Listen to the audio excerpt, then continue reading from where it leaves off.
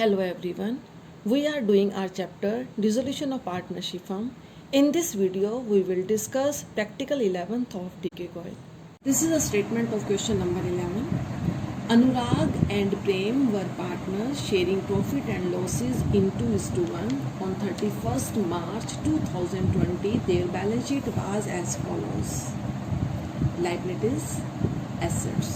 The firm was dissolved on the above date. Firm dissolve हुई है तो सबसे पहले हमने क्या बनाना है, रियलाइजेशन अकाउंट, और हमें सम के अंदर सिर्फ रियलाइजेशन अकाउंट बनाने के लिए ही बोला है। तो देखो रियलाइजेशन अकाउंट का वही same rule, all assets account will be closed first of all. तो हम सारे एसेट्स अकाउंट को क्लोज करेंगे। बैंक कहाँ जाएगा, बैंक अकाउंट में, बट बैंक अकाउंट नहीं बना रहे तो हम इसे नहीं लिखेंगे। डेटर्स, तो बुक वैल्यू पे तो डेटर्स 60,000। प्रोविजन फॉर डाउटफुल डेप्ट, प्रोविज़न वहीं का वहीं रहेगा। Credit side, stock 1 lakh, furniture 20,000, plant 4 lakh, investment 45,000 and last advertisement expenses. ये हमारी फिक्टिशियस एसेट हैं, ये हमारे अनएडजस्टेड लॉस हैं। इसको हमने पीसीए में ट्रांसफ़र करना है, तो इसको हमने रियलाइजेशन अकाउंट में ट्रांसफ़र नहीं करना। तो इस प्रकार हमने अपनी सारी एसेट्स अकाउंट को क्लोज किया।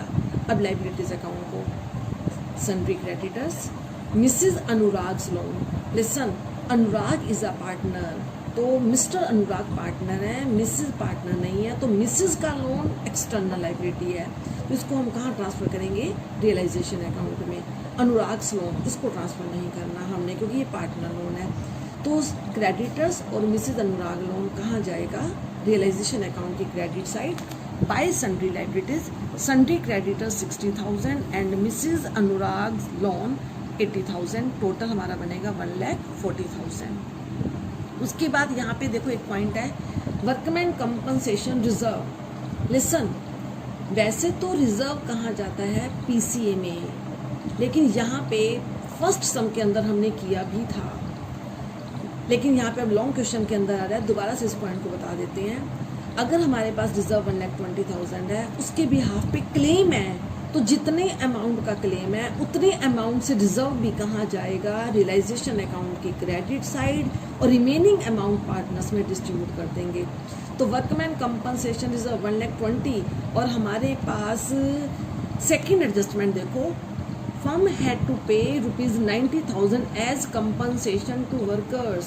तो देखो एडजस्टमेंट के अंदर हमने क्या रीड किया कि वर्कर्स को 90,000 फर्म पे करेगी, तो इसका मतलब ये 90,000 कहाँ से पे करेगी, इस रिजर्व में से।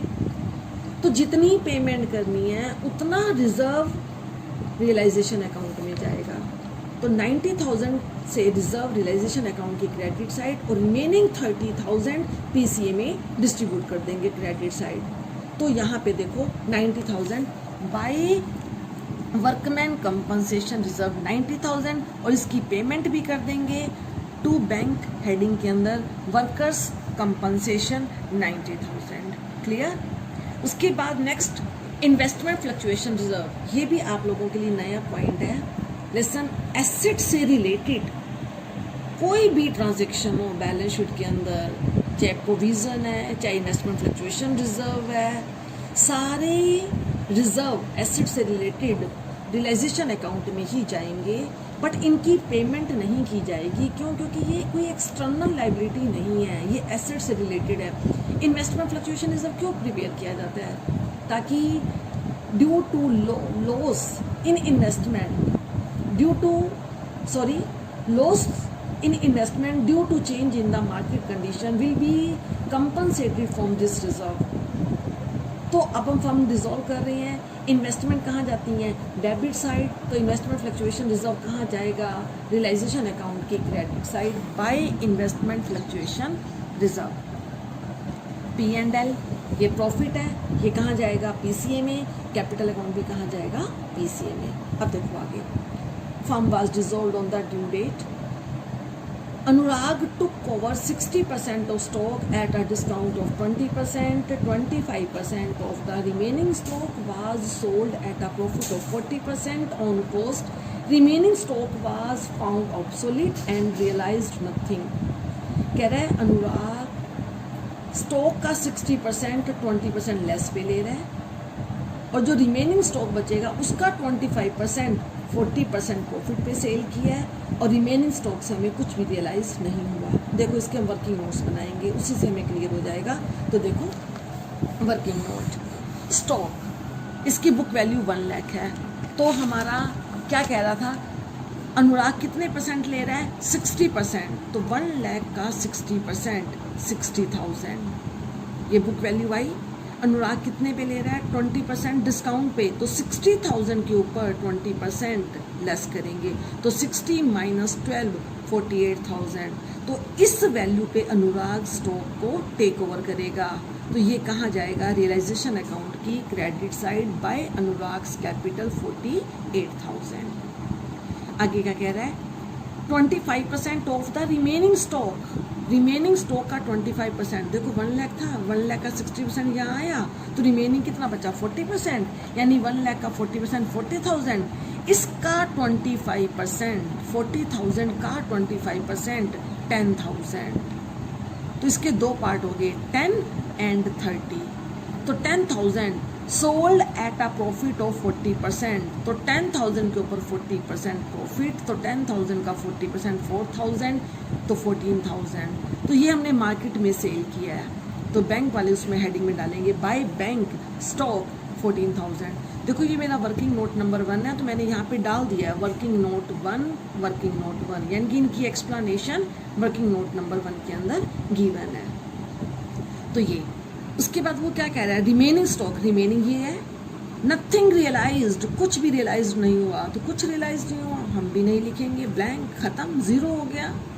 अब next transaction, firm had to pay ₹90,000 as compensation to workers. इसके बारे में ऑलरेडी हम डिस्कस कर चुके हैं कि ये पेमेंट है, तो हमने यहाँ पे पेमेंट साइड शो कर दिया। Next transaction, sundry creditors took over investment in full settlement. Listen, if liabilities are settled with the help of an asset, then no entry will be passed in realization account। देखो अगर liabilities की settlement हम asset की help से करते हैं, cash नहीं दे रहे, उनको एसेट दे रहे हैं, देखा जाए तो एसेट दे रहे हैं, इधर से हमारी एसेट कट, इधर से हमारी लाइबिलिटी कट, तो ये हमारी न्यूट्रल हो जाएगी। हम इसको रियलाइजेशन अकाउंट में कहीं पे भी शो नहीं करेंगे। एक बार ऊपर शो किया हमने, यहाँ पे लिखा हमने कि हमारे पास ये एसेट है और ये हमारे क्रेडिटर है, इन्वेस्टमेंट ये लिखी और क्रेडिटर ये लिखा, लेकिन फुल सेटलमेंट अब हमें ये भी मैटर नहीं करेगा कि हमारे क्रेडिटर्स कितने की हैं, इन्वेस्टमेंट हमारी कितने की है, क्योंकि फुल सेटलमेंट वर्ड आ गया। फुल सेटलमेंट का मतलब बस फुली सेटलमेंट हो गई है। तो अब हम इस ट्रांजेक्शन को कहीं पे भी नीचे कंसिडर नहीं करेंगे, क्योंकि आपस में ये कट हो गए हैं, उधर से एसेट्स कट, इधर से liabilities cut. Next transaction, sundry debtors realised at 75%, plant realised 20% less. तो देखो डेटर्स हमारे डेटर्स कितने के हैं, 60,000 के हैं, कितना रियलाइज्ड हुआ 75%, तो 60,000 का 75% 45,000। प्लांट रियलाइज्ड 20% लेस, तो प्लांट 4 लाख है, 20% लेस पे रियलाइज्ड हुआ है, इसका मतलब ये 80% रियलाइज्ड हुआ है, तो 4 लाख का 80% 3,20,000। Next transaction, Prem agreed to take over the responsibility of completing dissolution work and he was given furniture as his remuneration। कहता है प्रेम ने इस फर्म की डिसोल्यूशन से रिलेटेड जो भी एक्टिविटीज़ करनी थी, जो भी रिस्पॉन्सिबिलिटी थी, वो प्रेम ने फुलफिल की है। उसके बदले में, रेमुनरेशन के बदले में उसने फर्नीचर टेक ओवर किया है।